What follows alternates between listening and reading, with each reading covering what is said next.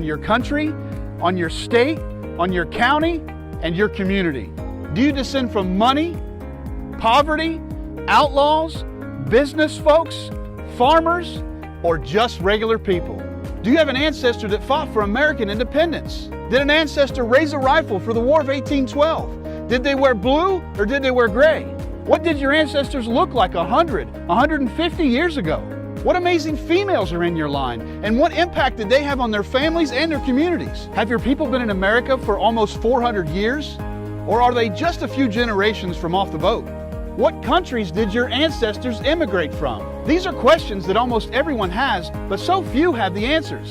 As genealogists, we hear almost on a daily basis that I would love to know about my ancestors, but I don't know how to find out. I don't have the time to find out. Or I don't want to pay for those expensive membership fees.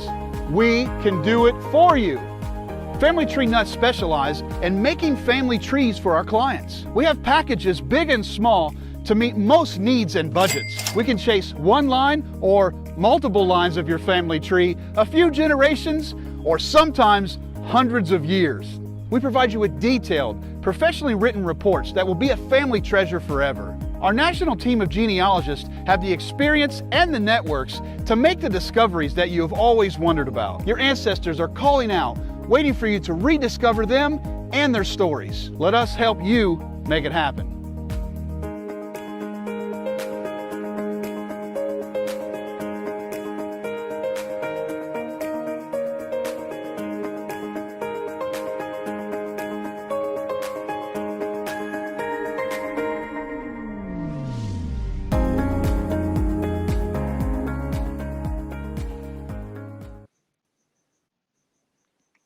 Hey, good evening, everybody. It's Mary Grace Wallace with Family Tree Nuts, and I have a special guest with me tonight. I know last week we said we were going to do Montana, but I also sent a message out and said, hey, I would love to bring somebody on the show with me that would like to talk about their state. And so having said that, I have Miss Lori Sanders with me from California, and she reached out to me. We got in touch with each other, and I'm going to give her a moment to introduce herself, and we are going to talk about California tonight instead. Hi, Lori. How are you? I'm doing great. So good to be here live on air. I'm usually watching you guys. Now I'm participating. Yes. How does it feel? A little nerve-wracking. Yeah, but I'm so excited. I imagine.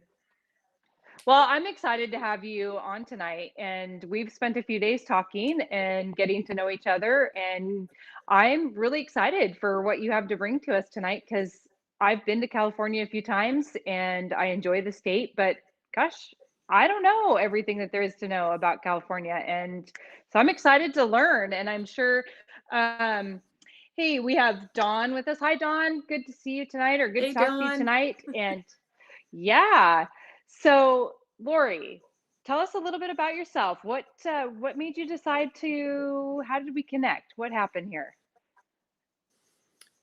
Well, how we connected? Gosh, that's a good question. I've been pretty interested in Kentucky ancestry, and honestly, I don't even remember how I found you guys. It was on Facebook, and I must have been doing some searching, and then I found Family Tree Nuts and Russ, and I was like, oh, wow, this is interesting.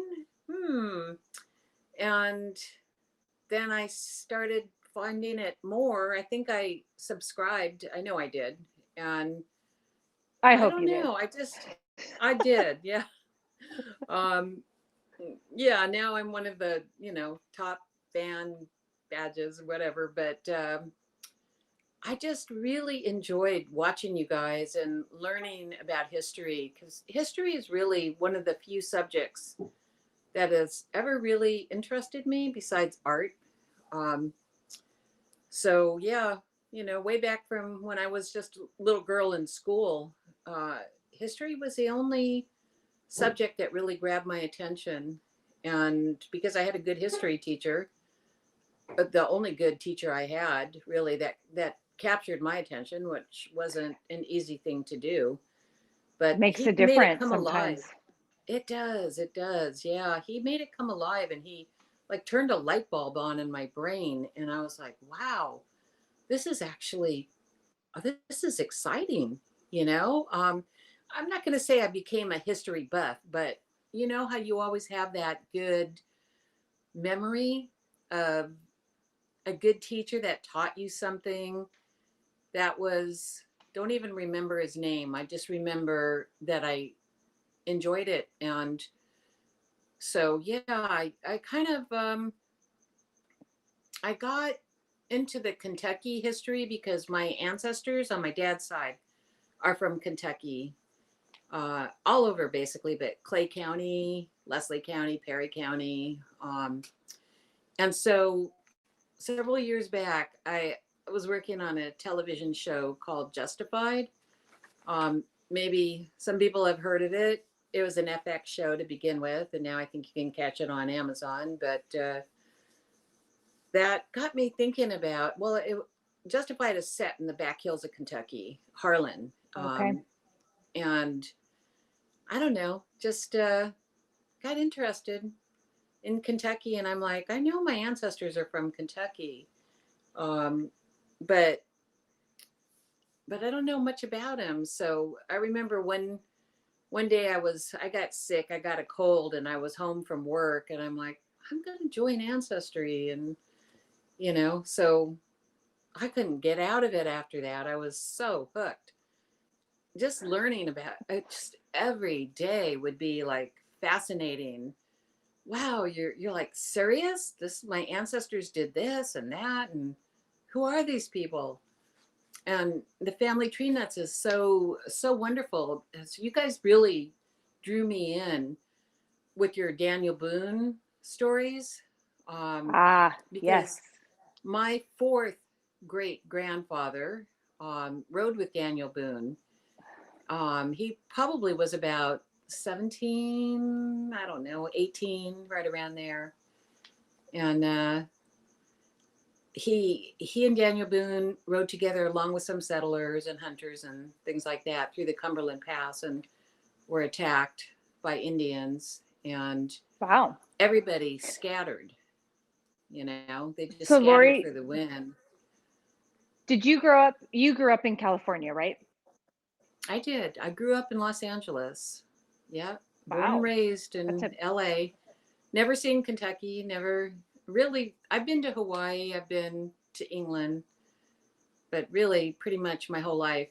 I was born in Hollywood and kind of ended up, well, I'm living in the desert now in Palm Springs, but I grew up and I worked in Hollywood, and until a few years ago when I retired and I moved out here to Palm Springs. Wow. Wow. Okay, well, let's talk a little bit about some California history. I know we have a few people here. Don Smith says everything seems to revolve back to Kentucky. Maybe that's true. I don't know. Russ said that they love there. Justified. Yeah. Yeah, I don't know. It was a great show. So California, it's below Oregon. When was California, what number in the union is it? I was 31. looking up it. I think it's 31. The 31st state in the union. Yes. Right. And we talked about that a little bit. It became a state September 9th. Which right? is my birthday. 1850. Your birthday. Yeah. A few years before, about 100 years before I came along, but September 9th, yeah. It's a hard date to forget. Right? And pretty close to my birthday, September 6th. Not 1850 Yes. and not 100 years, many years before me. So how did we get, so I know we did, when we were talking, like Washington, Oregon, and Idaho, they all sort of have a similar history, but where did California come in at? Where was it acquired from? California was owned by Mexico, I believe. But I mean, we could go back, 10,000 years. Yeah, Um, right. Right. yeah, but And basically, and and California has an interesting name, just like we went over. Washington has a interesting name. Idaho has an interesting name, but California. Can you tell me a little bit about the name? well, the name California came from a Spanish author back in the 1500s. And he wrote a book about a paradise. And he called the paradise California. It was like filled with like Amazon people, wild, but it was paradise. And so years later, when the Spanish explorers came and they saw the coast, basically California coast, they thought it was a paradise. And so they called it California after the book that was written by a Spanish author. Interesting. Yeah. California. And in some places it seems like paradise, like Malibu and maybe Long Beach. I don't Yeah. know. Well, I don't know All the about Long sand, the Beach. white sand. Oh, okay. Maybe Well, if you're from Washington Santa State. Barbara is really beautiful. Newport Beach, Big Sur coastline. I mean, yeah. I mean, it's beautiful. If you like the Yeah, ocean. I do. Yeah, I I do. do too. But the ocean doesn't like me too much because I'm the Irish. It's the sun really that doesn't like me. I've been kissed by the sun a few too many times. Right? So Yeah.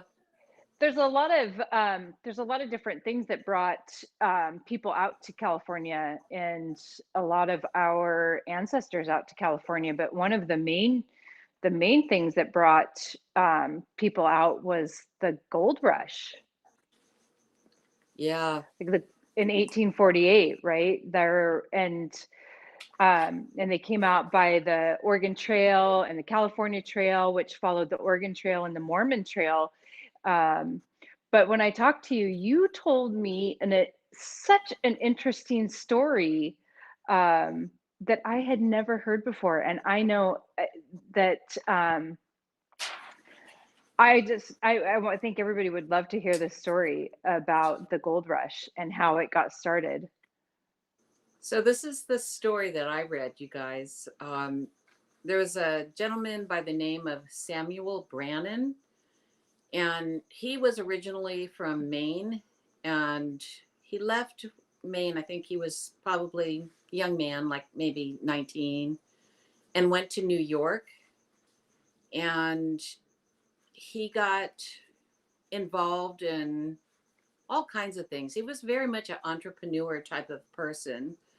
And he also became very involved in the Mormon church. He was an elder in the Mormon church. And so he was sent with about 238 other Mormons on a ship. I think it was called the Bostonia. Anyways,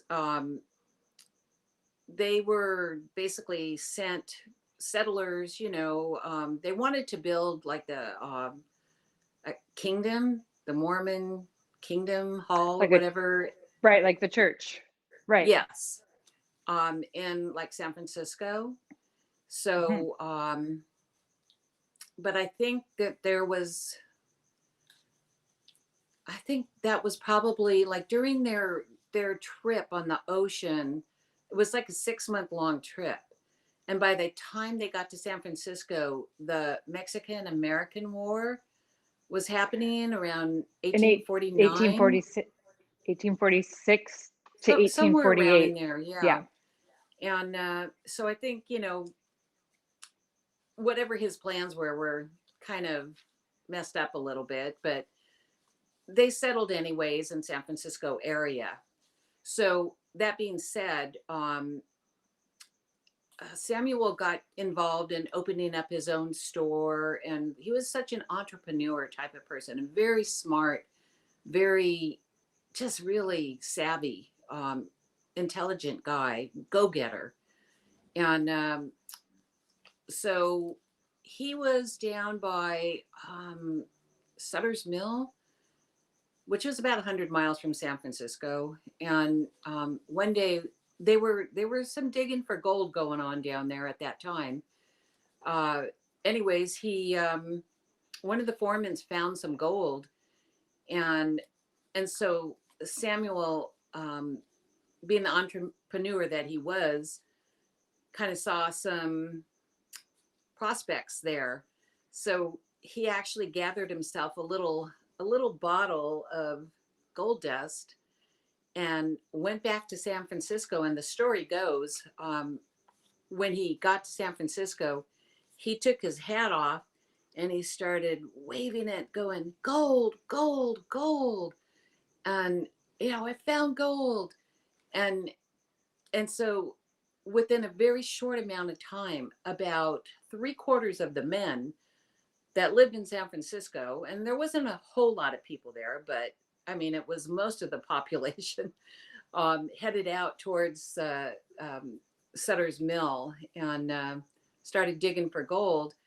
But Samuel, in the meantime, he'd never dug gold one day in his life. He opened a store in Sutter's Mill, and within a very short amount of time, he had opened 3 stores. And these were all like general merchandise stores where all the miners would get their picks and their axe and their food and their blankets and whatever they needed, their pans for mining gold. And he ended up making probably about what would be equivalent to today's money, about $120,000 a day. That's how much. There was 300,000 people from all over the world, Australia, China, Oregon, everywhere, that came to dig gold and get rich. But Samuel Brandon was really the one who got rich, and he was the richest man in California. And then he got married. And so the story goes is that he married originally a Mormon girl, and then I don't think that worked out too good. So he ended up marrying another girl. I think her name was Anna Eliza Brannon. Anyways, but Samuel was a carouser and a womanizer, and he was into all kinds of stuff. He was, besides an entrepreneur, he also opened the first newspaper in San Francisco. And his hands was in everything, real estate, you name it. He was so rich, he was rolling in the bucks. And so about 10 years into this marriage, his wife got fed up with his womanizing. She'd had enough. And so she divorced him. And in the divorce, she decided that she wanted a cash settlement. And so I don't think he had a very good lawyer, to be honest with you, but he had to end up liquidating all of his funds and giving her half of everything that he had. But for some reason, I don't think his money held up. He had made some very poor investments. He was very smart, but in some ways he wasn't, and he made some very poor investments. And anyways, one of them, I guess, was the way he was acting. Also, along with his wife, the Mormons were not too happy with him. He basically got, expelled from the Mormon religion because he was withholding tithes, and also he was charging the Mormons, I forget what you call it, kind of like taxing them. in order to try and help them get claims. He was taking a percentage, in other words. But none of this money was going towards the Mormons, because he was like, forget the Mormons. I'm keeping all this money. He was, greedy. Anyways, he got expelled from that, and that didn't go well for him. But at the end of the day, yeah, his wife basically is the one who really caused his demise. And she got rich and he got poor. And he dies, ended up, right? He dies died penniless. a very poor man. He actually was selling pencils towards the end of his life. He was about 70 years old, and he died in Escondido on a fruit farm, and left his children a few dollars apiece. Right. And that was it. The richest man in California. It was like from riches to rags. Right. What a story. Yeah. Pretty fascinating. What a crazy life he led. Yeah. Really crazy. Yeah. Did everything and lost everything and never could get it back. Yeah. Yeah. Yeah. That it's very interesting. I was reading some of the comments from some other folks that are watching, and so there's, like, Sarah Bates said that she lived in Paradise for 40 years. And I saw that Paradise burned. She said till the fire burned the whole town up. Interesting that the legend tells us the name was Pair of Dice during the gold rush. When respectable women arrived, the first thing they did was start a church and change the town name.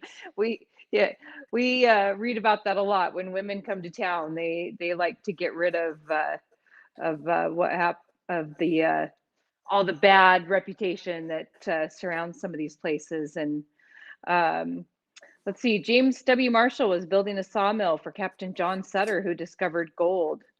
Connie says, what a great story. Thank you, Lori.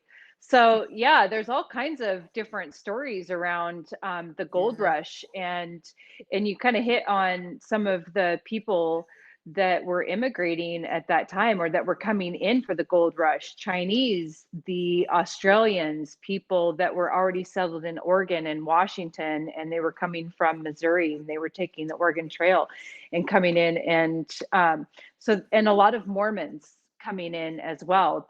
And they were also in Oregon. So they were coming from all over, really. And California was known for being very diverse in its culture, and a lot of people were drawn to that as well, right? Mm-hmm. Yes. So that's kind of cool. And they started out when the Oregon Trail was coming through, and people were diverting and taking the California Trail with a lot of trappers, just like Washington and Oregon. And I think maybe because of that coastline, again, the seals, the weather, and the weather. I mean, yeah, that's really why people gravitate here, is because we don't have 4 seasons here. We have like 2, hot, right, or chilly, warm, or chilly. One of the things I was going to mention, when people were taking, when they were diverting off the Oregon Trail and going over the California Trail, there was a couple different ways they could go. And one of the most devastating points of history is like the Donner Reed party. Yes. Sometimes we read about that. I don't know. I know we do here. We get that in our history lesson, and that was pretty devastating. That was the Donner Reed party tried to go over the Sierra Nevada, and they tried to take a shortcut, I think. They did. They tried to take a shortcut. Yeah. They took the Hastings cutoff. And I think the winter was coming. Right. And they tried to cross the Rocky Mountains, the Wasatch Range, and the Great Salt Lake Plains. And that winter came a little too soon for them. And that was the winter of 1846 to 47. Winter came early. They were, it was the Donners and the Reeds. It's most commonly known as the Donner Party, but some people refer to it as the Donner Reed Party. Pretty pretty sad. The trip usually took 4 to 6 months, but early snowfall trapped them in the Sierra Nevadas, and they were trapped at a place called Truckee Lake, which is now called Donner Lake. And they resulted in cannibalism to survive. There was a series of follies actually that were happening along the way that caused division amongst them as well. There was a lot of stuff that was going on before they even got there. And so well, they ran out of food, I'm sure. Yeah, I mean, to resort to cannibalism, their food is gone and it's winter. Right. And that, I mean, the cannibalism was the folks that were dying of starvation or disease. Yes. So I know James Reed, he makes it out, and he pleads with, so the Mexican-American War was going on during this time too as well. So there was a lot happening. And Yes. this was also the beginning of the gold rush, and James Reed makes it out.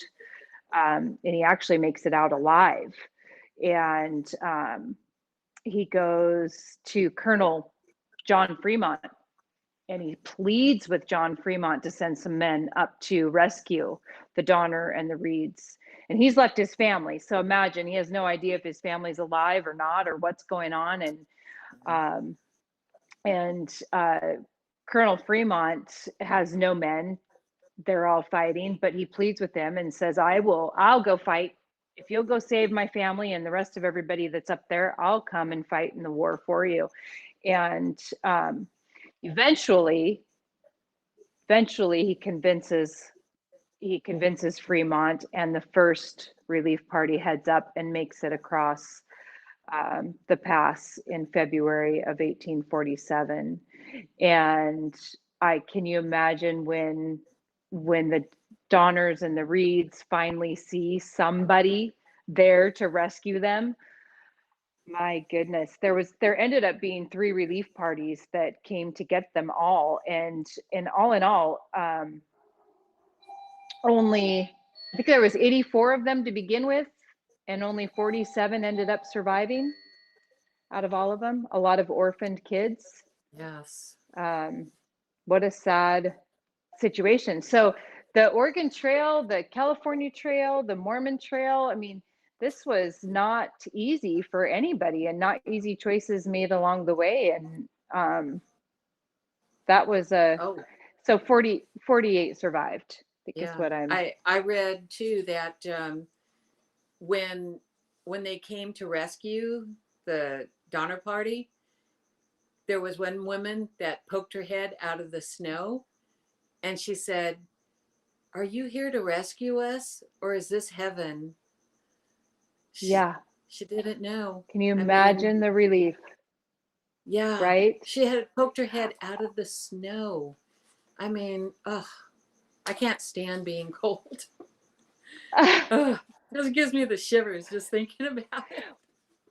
Well, and I know they were seeking, I know their shelter was made from cowhide and from oxen and from whatever else they could come up with. And that was, I mean, I can't even imagine the idea of that. Me with my heated blankets these days, and my, my fire, my heat in my room, whatever I can come up with. And then they were barely surviving, and then having to eat their friends. Can you imagine? Yeah. So no. Yeah, not my cup of tea. And very tragic. Yes. So that was the Donner Reed Party, a big downer. Yeah. But there's so many good things that happened because of the Oregon Trail and the California Trail and the Mormon Trail, and so many survivors that did make it, and so much good that did come out of that. That just happened to be one of the not so great. That's one of the bummer. One of the bummers. Stories. Yeah. Right. So you mentioned Big Sur. What is Big Sur? Big Big Sur? Sur is, I think it's on the coast, and from Los Angeles, which is where I grew up. I would take the coast. Going up to San Francisco. It's on the way to San Francisco, very close to San Francisco. And Okay. when I was a young girl, I used to hitchhike up there when I was a hippie, high school, and go with my friends, and we'd stay in Pfeiffer, Big Sur State Park. And they had these tremendous, humongous redwood trees. And I can remember sleeping in those trees with my sleeping bag, just curl up. It was so cold up there. It was Is this beautiful. still Northern California Yeah, or Southern northern. California? Excuse me, or Yeah. Northern? Okay. Okay. Okay. Interesting. Yeah, Because lovely there's place, you the guys. redwood. Is it a part of the redwood forest? Honestly, I don't even remember if it's a redwood or what it was, but it was just a huge tree and it was red. That's that's all I can remember. I mean, that was a long time ago. I was like 16 or 17, I was a very Right. adventurous girl. I had no fear. Anyways, it was beautiful place, and the ocean is just so beautiful up there. If you ever get a chance to travel up that way, they have hotels up there, but if you want to stay in a tent at Pfeiffer State Park, there's other parks as well, but that's the biggest one and the best one, I think. Yeah, Okay. gotta check it out. Okay. Big Sur. Big Sur, Is there yes. surfing there? I don't think so. I think it's a little rocky, lots of cliffs. Like, Okay. there's not very many places you can get down to the ocean, I think, because you're really high up, you're going up, and then San Francisco, Okay. up north there. So, yeah. But plenty Okay. surfing in California, plenty surfing. California is a state where you can go surfing in one day and go to the mountains in the snow same day. That's your Wow. choice, Yeah, go up to Big Bear and go skiing. Go down to Newport Beach and go surfing. All in It's one just day. a dense population, very dense population, right? 1 in Definitely. 8 Everybody wants to be in people. California. Not everybody. Right. Well, right. I mean, there's what, Disneyland and Hollywood Disneyland, and Hollywood. Both things I can relate to. right? Yes. Yeah, let's hear a little bit about Disneyland and Hollywood. That's a big draw, right? Oh, definitely. Well, Disneyland is just starting to get back on its feet right now, which is like unheard of for Disneyland because they don't close for anything. But COVID, of course, Right. But Sure. yeah, I think it was around mid 80s or so, I worked for Disneyland. Wow. Yeah, I was a wig stylist for Disneyland. So I did all the wigs for, Cinderella, Sleeping Beauty, Snow White, Jasmine, Aladdin, you name it, all the stage shows. I worked doing the wigs for them. They taught me how to style wigs. And Fun. yeah, and just for those who might really be curious, I never saw an underground tunnel at Disneyland. I don't think they really exist. There is that rumor going around. In fact, I just had an argument with my neighbor about it, and I said, no, I worked at Disneyland and I never saw an underground tunnel. But anyway, that being said, just in case anybody heard that, it's supposed to be the happiest place in the world unless you work there. I've heard that. And it's not so happy. Yeah, it's just, big corporate type of thing, But Sure. But it is a great place for the kids to go. It's very expensive. It's outrageous, and don't know if they're going to drop the prices right now or raise them. Knowing Disneyland, they'll probably raise them. But yeah, I mean, it is a big highlight for people to come to. And if I still work there, I could get you in for free, but I don't. So sorry. Bummer. And in Hollywood, now. that's quite the draw too. Hollywood, Rodeo Drive, Beverly Yes. Hills, all of these places. Yeah. Yes. All those And you places, were all those. you Yes. worked in Hollywood. I did. Yeah. About, well, the last 20 years of my working life, I got into the motion picture industry and worked as a hairstylist. So I worked on a lot of shows, like I was saying, Justified in the beginning of our conversation. But I worked from about 2000 to 2000, maybe a little earlier than that. Anyways, around 20 years, 2017, 18, I retired and moved out to Palm Springs. But So motion picture industry. were you on sets then? Were you in the background? Do No, you get to I see? was on set. Okay. Do they Yeah. keep old sets? Did you get to see anything fun? I saw the old Phantom of the Opera set. Ooh, And I wow. think that was at Paramount. Honestly, it's been a while, and I believe that they've torn it down since then. But I do have some pictures of that because that was really special. I loved that movie, and yeah, um, And I and I went think that everywhere. I bet I Yeah. think that I saw that the Hollywood Bowl is the biggest outdoor amphitheater. Is that in the world? Do you know? Or in just in the States? Um, I'm not sure. I think it might just be maybe California. Maybe it is in the world. It's Yeah, it's huge. You I don't don't want know to if be driving anybody by there on a Friday if night, anybody I'll has tell you the answer that. to that, let us know. I know it's big, and I know that I when I was researching a little bit on California, I was surprised to read that California is the avocado capital of the world. I Yeah, not we still have a lot of not of this agriculture not here of the states of the world. of the world. Yeah, well, I have to tell you that surprised me too. I didn't really realize that, but we get plenty of avocados. You guys want any? Come on to California. Yeah, Yeah, we that's have one of lots my and lots of Mexican restaurants and salsa and guacamole. Oh my gosh, I love that. That is my absolute favorite. you know speaking of food,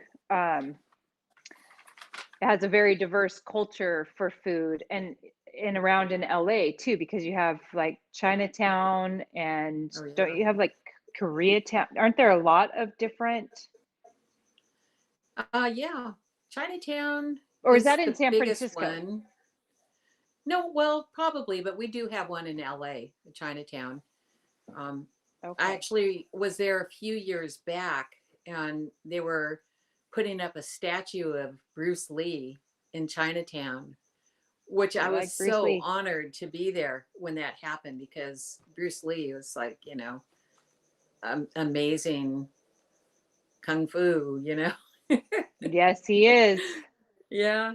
Yep. He's one of my favorites, to be honest with Yeah. you. Mine too. Uh, I've been to California a few times, and one place I haven't made it to that absolutely fascinates me is Alcatraz. Yes. It's fascinating, and I didn't know that it has one of the oldest operating lighthouses, and that's actually how it started. Okay. And it was privately owned, and then the military bought it, and it dates back as far as holding prisoners of war for the Civil War. Yeah, And I didn't know that. I've never been to Alcatraz, so I didn't know. Yeah, I that's definitely a place I'd like Hi. to make it out to. Oh, kitty. Is Okay. Alcatraz, out to the rock, Yeah, me too. outside of San San Francisco? Francisco. Yeah. Yeah, yeah, and it has, excuse me, it has a rich history of its own.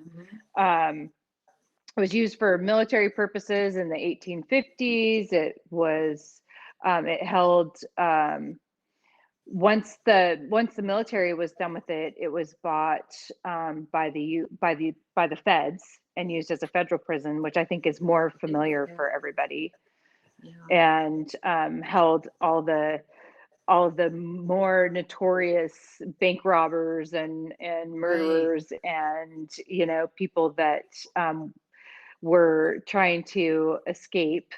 And so like Al Capone, he was at the Rock or at Alcatraz. And so it's fascinating to me. I wanted to go out there, but no prisoner successfully escaped in its 29 years of operation, though there were some rumors of there are two that tried to, I think, but they said that they drowned or something. They don't know. Yeah. They don't know for sure. Yeah, do they don't know. Right. I mean, right. I think I saw or read, maybe there was a movie on that. But I do recall that there was a couple that did escape and nobody ever knew what happened to them, except there was some rumors going around that there was sightings of them. Right. But, so who knows? I mean, but there must have been like so many sharks in that water. I do remember hearing that there was one guy that made it, that you could swim to shore, and one guy that made it, but he was so exhausted and he had, what do you call it? Hypothermia, when you get so cold, that he was laying there on the beach and then he got busted. So yeah, nobody successfully made it, but I know this one's kind of interesting. There's Robert Franklin Stroud, the Birdman of Alcatraz. He was kept there. George Machine Gun Kelly. I think some of these guys were associated with the that's mob. a big one. Yeah. I was reading that 3 men tried to escape, and but they for sure, they're saying that they drowned on their way there. So it was 3, not 2. I just wanted to make sure. They want to think that they drowned. That's what they want to think they drowned. They don't want to think anybody got away from their prison. That's very, very true. That's entirely true. But in 1963, they closed the penitentiary because it was just too much money for them to run it. And so now it's just open for tourism. They just take you out on tours, and I don't know if it's open during COVID or not, but that's definitely a bucket list item for me. I got to get out to Alcatraz, or maybe we'll get out there and do a family tree nuts video out there. Yeah, not a bad idea. Not a bad idea. I'd like to be there. Invite me. I'll Yeah, I think it would be great. I just didn't know. I didn't know that it was used during the Civil War. That is crazy to house POWs. That's just wow. I was really shocked to read that. So it resonates somewhere deep. I mean, the Civil War we always associate with being back east and being so involved back there, that when we see things out here, it's just different. So anyway, that was kind of neat. That Civil War is not something I know that much about. I need to study up on that one, because I know I got some ancestors that were in that one. Well, and this is partly why we at Family Tree Nuts decided to do some of these videos on our states, because in reality, we get stuck in our own state, and we either know everything about where we live, or maybe we don't, because we travel and we learn about other states and places, or but the history of each state, I think, is pretty interesting, or even some of the pop culture in each state. And so that's why we're doing this. And so I'm really glad, actually, that you're here. And I want to take a quick break since we had Lori on this week, I'm going to take a quick break. I'm going to have Jordan give a quick video that I did on Esther Hobart Morris, and it was kind of doing it in honor of International Women's Day, and we want to honor women's in history. It doesn't have anything to do with California, but Jordan, if you could play that video for me, I'd sure appreciate it. Good afternoon, everybody. It's Mary Grace Wallace with Family Tree Nuts. I am in Cheyenne, Wyoming, and I'm standing in Lakeview Cemetery. Hey, I'm standing at the gravesite of Esther Hobart Morris. You're wondering who that is? She was the very first Justice of the Peace in the United States. Very cool. She was also a pioneer for women's suffrage and women's rights. Very awesome. She was born the 8th of August, 1814 in Spencer, New York. She died the 2nd of April in 1902. She was 87 years old. She died here in Cheyenne, Wyoming. How did she get here? Well, let me tell you a little bit about her. She was orphaned at 11 and she started out her life as a seamstress.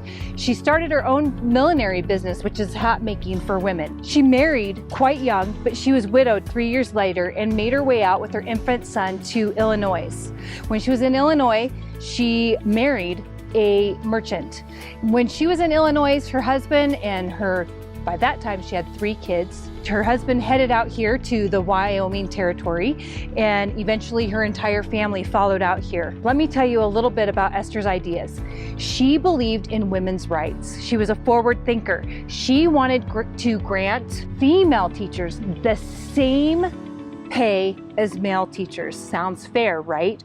This was in the early 1880s. She also wanted to grant women the right to vote in the Wyoming territory. She wanted laws to give married women the right to their own property. So, while doing all of this and trying to bring women's rights to the forefront in the Wyoming territory, a district court judge appointed her the first Justice of the Peace. And the Sweetwater County Board of Commissioners voted her application in, and she became the first Justice of the Peace on February 14th, 1870. She served in that position for about 9 months, and she had 26 cases. Also, during that time, she was a proprietor of women's suffrage. In 1872, she went to the San Francisco Convention of Women's Suffrage. In 1876, she actually addressed the National Women's Suffrage Convention in Philadelphia. In July of 1890 in Wyoming, she was actually able to hand the new state of Wyoming flag to the governor, Warren, where she served as a suffrage pioneer. Esther, she's behind me actually, resting here. She was a true suffrage pioneer. In 1960, sculptures of Esther were actually sculpted in Washington, D.C. in the Statutory Hall and in the Cheyenne State House. I'll show you her gravesite here. It's just outside of Cheyenne, about 2 miles from the town center. This is Esther Morris here. She's buried alongside John Morris, and she is also buried alongside Robert Morris. And so this beautiful cemetery, Lakeview Cemetery in Cheyenne, Laramie County in Wyoming. And remember, Family Tree Nuts, let our nuts find the nuts in your family tree. Like what you see? Make sure you follow us on Facebook, Instagram, and Twitter. And subscribe to our YouTube channel. Don't forget to click the little bell so you get notifications as to when we post new videos. And you can find out more about us and contact us at familytreenuts.org.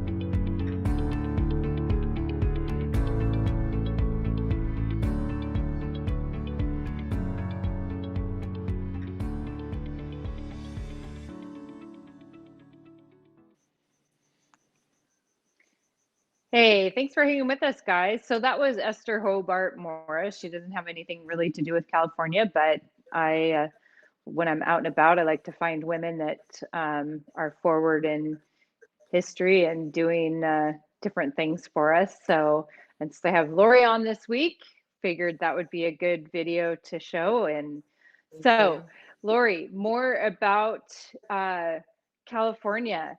Let's let's hear. There's some pretty cool places in California. There's a place that I visited. I actually, when I was really young, it was called Hearst Castle, but a pretty interesting character came out of there. He owned it, William Hearst. Yes. William Randolph Hearst. Yeah. Basically, I think he inherited the property, like 40,000 acres, from his father, William Hearst, if I remember correctly. Anyways, yes, he had the castle built. He wanted a smaller home to live in, if you can believe that. But yeah, he was a very wealthy newspaper man. That's how he made his fortune. Newspapers and Right. radio too, I think. Yeah, pretty famous. And it wasn't I believe his daughter, Patty Hearst, wasn't she kidnapped at some point? oh yeah, that's right. Yes, she was. Yeah. Gosh, that was back in the 70s, I'm thinking. Right. I don't know. I'm stretching here. But yeah, like when I was Well, around in high school. Well, Hearst Castle is an amazing place to go visit, and it's in San Simeon, California. Yes. And it's open for tourists now. It belongs to the state of California. And William Randolph Hearst was a newspaper tycoon, and it has Olympic-sized swimming pools. It's absolutely fascinating place to go. Stables and vineyards, and oh my goodness, if you can go out there and visit Hearst Castle, do it. Did you say you went there? You did go there, right? I did. Yes, Yeah. I've seen pictures of it only, and I've been by it, but at the time I was by it, I never had the money to go and tour it. It's amazing. I really would love to. Another crazy place to go is in San Jose. Sarah Winchester's mansion. Yeah, That's another. What a character she was, and she came out from Connecticut. Creepy. And right. But that's another amazing place to go visit, the Winchester Mansion. She was the heiress to the Winchester fortune. She was a little off her rocker, but the house itself and the place there in San Jose is absolutely outstanding to go visit. Have you been there? If you get a chance? I have. I've been there a couple times. Yeah. Well, okay, so Yeah. tell us about the staircases that go nowhere, the doors that, halls and things like that.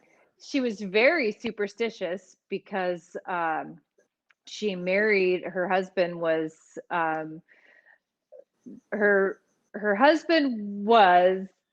he was the Winchester, and she married into the Winchester fortune, and he died. And her daughter died, and she believed that was due to the Winchester repeater rifle killing the Native Americans. And she was highly superstitious. So she believed that she held seances, and she had a psychic medium tell her that she had to continue building on her house, or terrible things would happen to her. And so she built on her house day and night. She everything's constructed with the number 13 stairs to nowhere, 13 window panes, 13 colors, and a 13 pane stained glass window. She was only 5 foot tall, and the house was very progressive for its time. And it's an amazing house to go visit and to see. It's a little crazy and a little wonky. Parts of it burned down significantly in different fires, and was damaged in different earthquakes, but she continued to build and repair. And so it's a must see if you go out to California. If you make it to San Jose, you gotta go see Sarah Winchester. I think they even call it like the Sarah Winchester Mystery House now. They bank on that. So It's a She, fun place. her baby, from what I understand, only lived 1 month. Her I baby think had she some was kind of pretty a young. protein deficiency, only lived 1 month, and her husband died of TB. Yeah, So, I mean, all the money in the world couldn't save him, you know? right. Back in those And she days, had her they didn't niece. really. She had her niece living with her, and she wore black, and she had a veil. Nobody was allowed to see her face. Um, yeah, Strange. pretty Wow. interesting. Pretty interesting life she had. Um, Don Smith said, Hey, "Awesome read about Winchester." Is that something, Don, that you read, or you're talking about what I read and said? I'm not sure. Um, then there's like a lot of interesting people that have come out of California. We had a president who was an actor. Reagan. Yeah, Reagan. Ronald Reagan. Yes, Yeah, indeed. Ronald and Nancy came out of California. That's probably pretty surprising for some folks I think back then. actually Ronald Reagan was born in Illinois. So Hmm. he wasn't born in California, but he came out Okay. to California. Yeah. And this is where he was in the army too. I think, he but yeah, he had a pretty good career. Then he got involved in politics, and he was a governor. Interesting. I think Oh, he right. was He was the governor of California before he first he became was the president. That's governor. right. Yeah. Right. And then became Right. the 40th president. I was too young. Stretching. I don't know. I'm, I'm I kidding. was too young too. I want that to be the answer. Oh my goodness. I was too Yes. young though during the administration. One of the things that I think I like the most about Ronald Reagan and Nancy are the love letters that were left behind between Nancy and Ronald. I think those are pretty neat. So just my two Lovely. bits. Just my Yeah. two bits there. My little Well, they did. sentimental They loved each self. other very deeply and, had a very good marriage together, I think I don't know. I know he was married to Jane Wyman before he was married to Nancy, and he may have had some children with Jane, but altogether, I believe Oh, they had 5 children. I didn't know that. So, yeah.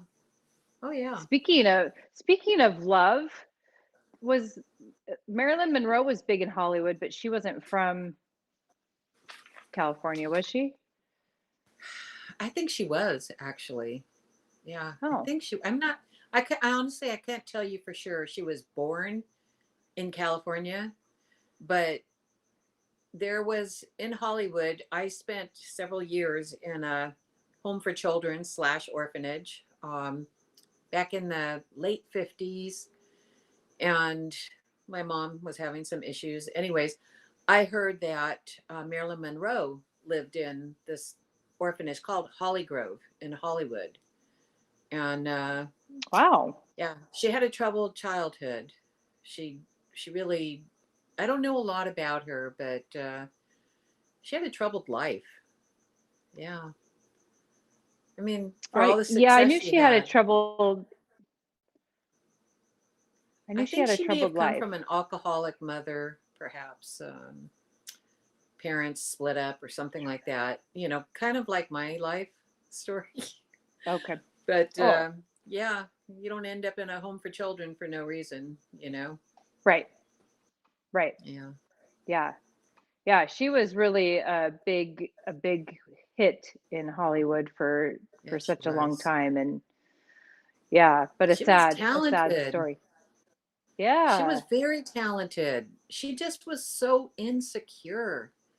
I don't think she ever believed in herself, and she needed somebody to be, encourage her and support her. And, men don't understand women sometimes, like most of the time. right, You Okay. know, Yeah, I it's probably think she true. needed that emotional support, and I don't think she was getting what she needed. She was a dysfunctional person.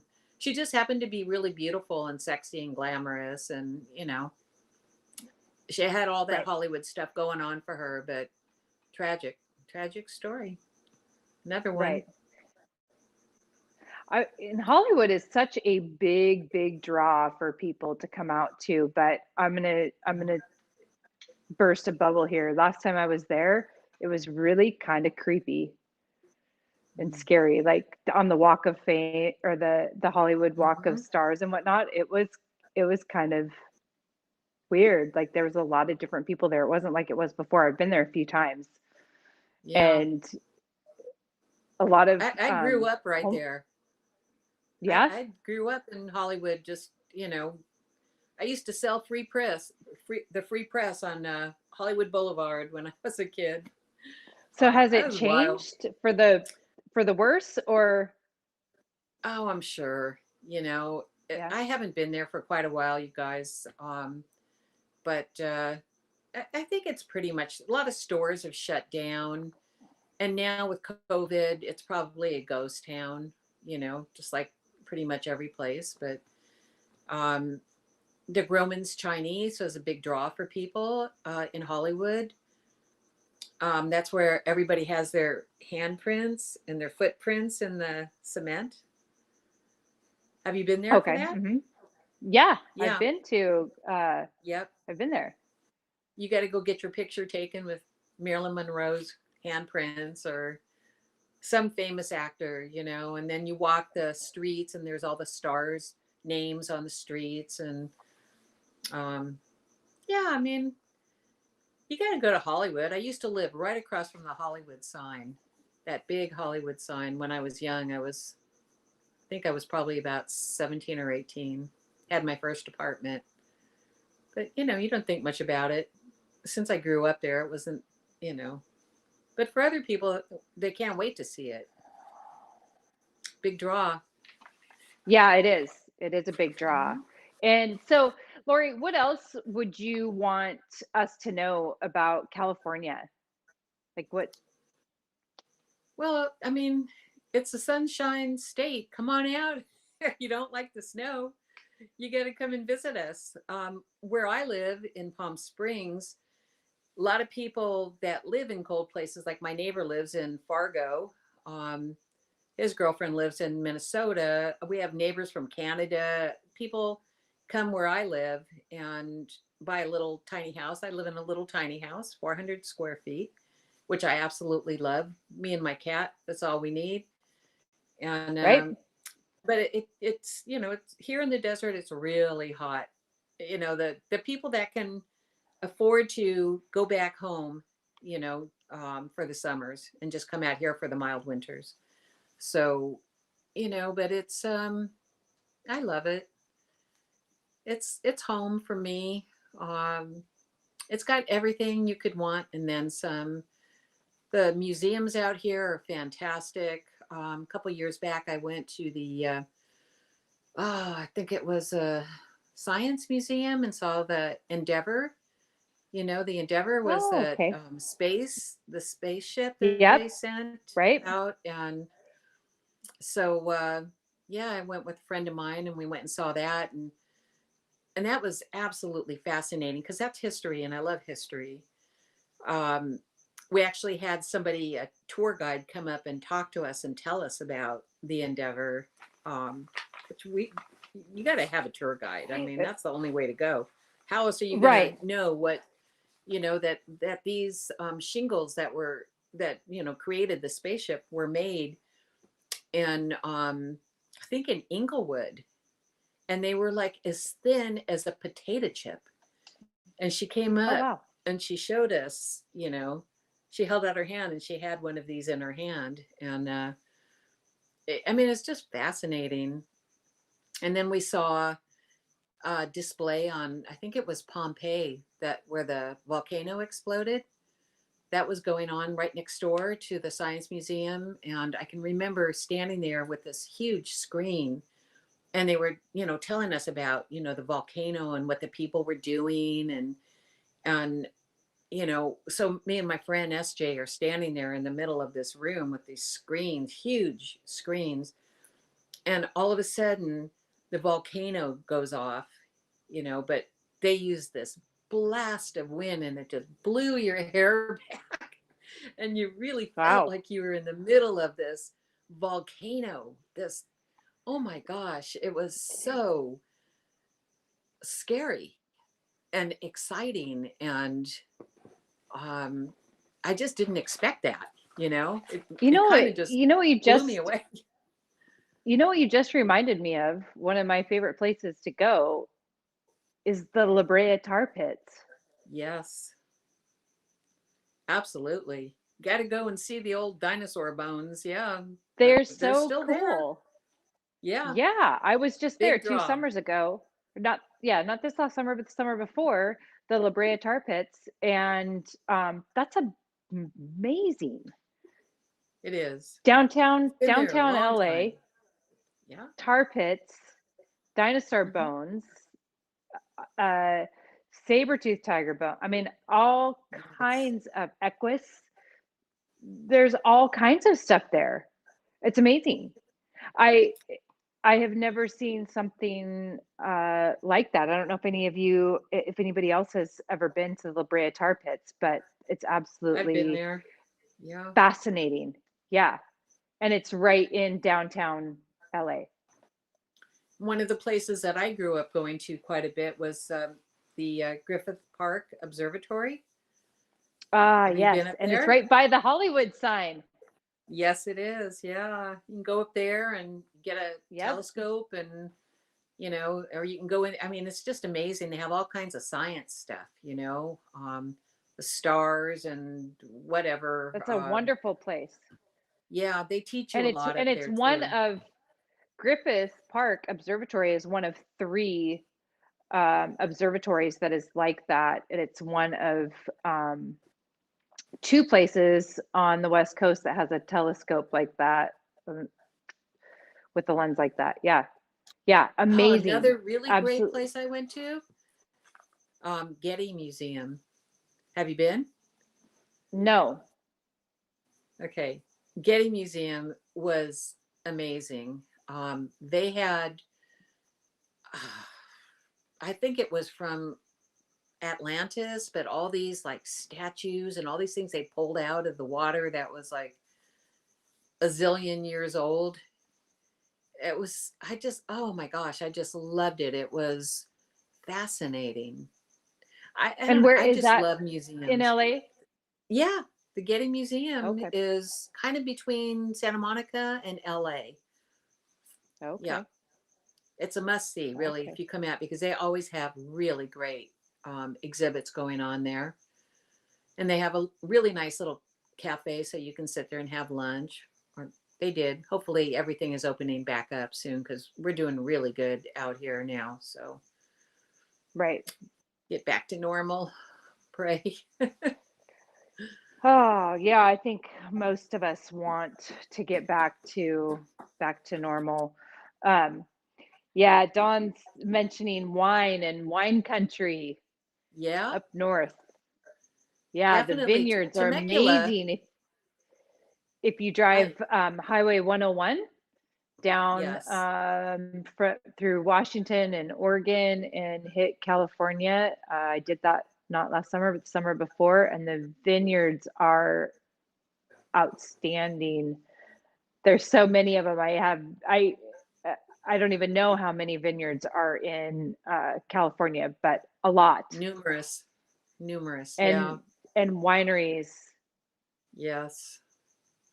That's I something mean, that out my way, there's Temecula. We have a lot of wineries in Temecula. I'm not much of a wine drinker personally. It always like gives me a headache. Um, I like sugars. beer. There's a sugar in it or something. Yeah, I'd rather Yep. have a beer. But I'm not really much of a beer drinker either because my favorite beer is Bud Light, and they don't even consider that beer. So Yeah, I don't think so. I know I'm a lightweight. But yeah, that's the way I am. But I have been to some of the wineries. And when you're up there, you got to buy a bottle of good wine. You know, you just have to. Yeah. Bring back the Yeah, souvenir. Right. Well, that's what I thought. Wine might be one of the biggest. Well, I didn't think, well, put it this way, I didn't think avocados would be the big thing for California. I thought maybe it would be wine, but Yeah. it was avocados. Sort of surprised me. I thought maybe Well, wine would oranges be might be up second. there too. Right? Wine is a close second. Right. Yeah. No doubt. No A doubt. lot of wine And drinkers out here, I'll tell you. that's a good draw anyway. I don't know. Yeah. Wine is wine. But there is a lot of good wine out there and a lot of good wineries. California is a good place to plan a girls' weekend. Very true. Yes, it is. Yep. Yes. Just don't Good wine drive. country. Don't drink and Yeah. drive. Well, if you go to Safety San first. Francisco, you can ride the cable cars. Yeah. I don't think I ever did that either when I was in San Or the Francisco, but gosh, I haven't been there since I was 16 or 17 on my way or the to, streetcars. yeah, Big Sur trip, you know. No, I never did try that, but that sounds like fun. And San Francisco has the Golden Gate Bridge, and the Golden Gate Yes. Bridge is a big draw as well. But when the Golden Gate Bridge was originally built, it was considered a monstrosity, and nobody liked it. It was ugly. But now everybody goes to see the Golden Gate Bridge, of which I got rear-ended on, not last summer, but the summer before. Wasn't my fault, but That's it's never good. my fault. That was a lot of course. fun.